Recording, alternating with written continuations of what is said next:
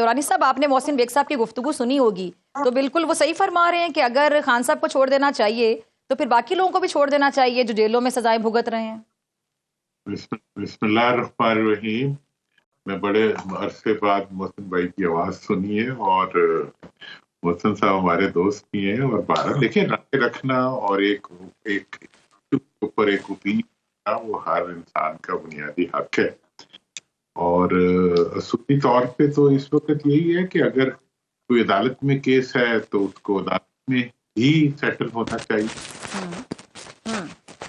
अगर कोई सियासी मामला है तो उसको सियासी तौर पे सेटल होना चाहिए। लेकिन इस वक्त बहरहाल बहुत अनफॉर्चुनेट है कि एक हुकूमत जो है वो अपना किरदार अदा नहीं कर पा रही उस तरीके से जिस तरह उसको करना चाहिए।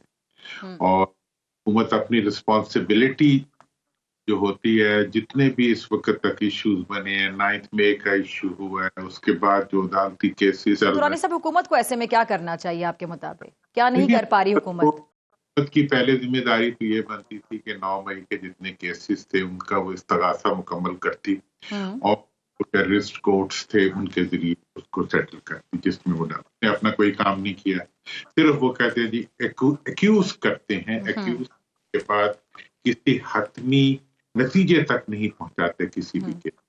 दूसरी तरफ ये है कि वो तमाम रिस्पॉन्सिबिलिटी जो सियासी रिस्पॉन्सिबिलिटी जो है वो एस्टैब्लिशमेंट पे,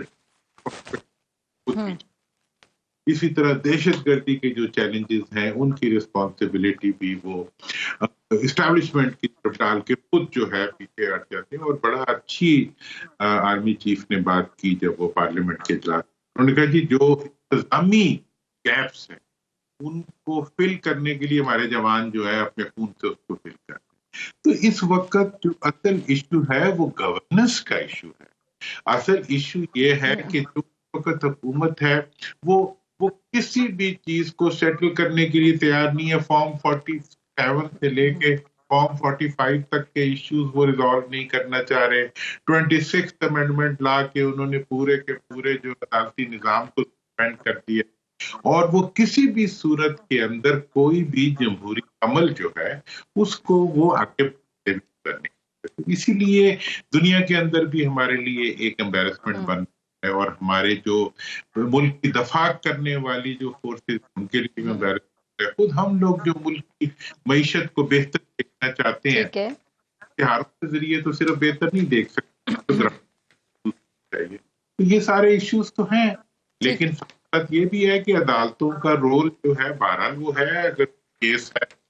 ठीक। अच्छा दुरानी साहब, ये आजम सवाती साहब कल एक प्रोग्राम में दावा कर रहे हैं कि जी उनकी यहाँ मुलाकातें होने जा रही हैं आने वाले दिनों में किसी से, और शेख वकास साहब जो थे प्रोग्राम में फर्स्ट सेगमेंट मेरे साथ मौजूद थे। मैंने आपके आने से पहले बेग साहब से भी सवाल पूछा कि शेख वकास साहब ला इल्म थे। उन्होंने कहा कि मैं ला इल्म हूँ, आप समझे पूरी पीटीआई ला इल्म है। कोई भी बैठ के टीवी शो में बात कर देगा और वो अहम शख्सियत होगा, पीटीआई से ताल्लुक होगा, और पीटीआई शेख वकास जो खुद को पूरा पीटीआई कह रहे हैं वो ला इल्म होंगे, तो ये पार्टी पे सवालिया निशान नहीं कि आपस में कोऑर्डिनेशन गैप है? और माजी में किरदार आप भी अदा करते रहे थे मीडिएटर का, मुझे याद है। अब आपके वाला काम आजम सवाती साहब करने जा रहे हैं, आप तो कामयाब नहीं हो सके, सवाती साहब हो जाएंगे? देखिए, पहले तो आप एक तो फैसले देने की पोजीशन में आ जाते हैं। मैंने ना कोई ऐसा किया है और ना ही मैं नाकाम हुआ हूँ। हाँ, कामयाब जरूर नहीं हुआ। सर आप कामयाब हो गए थे, खुद बताएं दिल पे हाथ रख के, आप कामयाब हो गए थे? मैं बेग साहब की तरफ चली जाती हूँ ये सवाल लेके। नहीं नहीं नहीं, पार्टी तो मजीद मजामत के रास्ते पे चलती रही, अडियाला का दरवाजा नहीं खुला। जी जी। बात इतनी सी है कि जहां तक पीटीआई का ताल्लुक है, पीटीआई पार्टी सिर्फ दो जगह पे एग्जिस्ट करती है, एक अडियाला जेल में और एक पब्लिक में। बाकी जो शेख वकास साहब कह रहे हैं, मेरा ख्याल है वो सबसे जिम्मेदार आदमी है।